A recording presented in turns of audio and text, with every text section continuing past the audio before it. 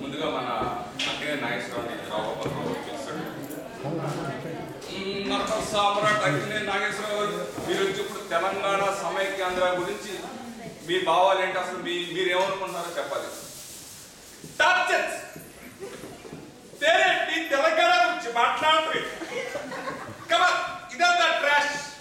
ఏదో అన్నపూర్ణ స్టూడియోని కబ్జా చేద్దామని కొంతమంది ఆలోచన.